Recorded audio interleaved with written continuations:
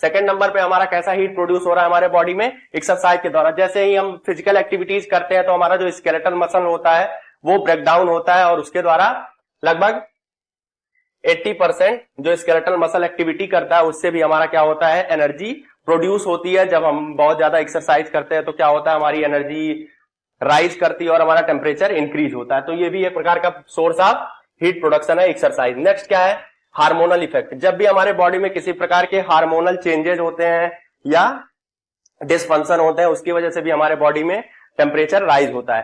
तो एक एग्जाम्पल से हम समझेंगे कि जब ड्यूरिंग मेंस्ट्रुअल साइकिल, मतलब जब फीमेल में मेंस्ट्रुअल साइकिल आता है तो वो जब ओवेरियन चेंजेस होते हैं, क्या होता है, ओवेरियन चेंजेस। दो प्रकार के चेंजेस होते हैं मेंस्ट्रुअल साइकिल में। पहला क्या है, ovarian changes and uterine changes.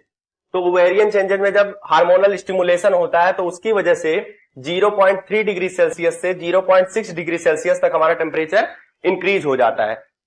कहने का मतलब है जब भी हमारे बॉडी में हार्मोन की क्या होती है, सक्रीशन होती है या हार्मोनल डिस्फंक्शन होता है या हार्मोन अपना काम करते हैं तो उसकी वजह से क्या होता है, जो टेम्परेचर होता है वो राइज होता है। उसका एक सीधा सीधा एग्जाम्पल है क्या, ड्यूरिंग मेंस्ट्रुअल साइकिल क्या होता है, जब ओवेरियन चेंजेस होता है, ओवेरियन स्टिमुलेशन होता है तो क्या होता है, फीमेल का जो बॉडी टेम्परेचर होता है वो 0.3 डिग्री सेल्सियस से 0.6 डिग्री सेल्सियस तक क्या हो जाता है, इंक्रीज हो जाता है। अगर उसको हम फ़ारेनहाइट में देखना चाहें तो क्या होता है, 0.5 डिग्री फ़ारेनहाइट से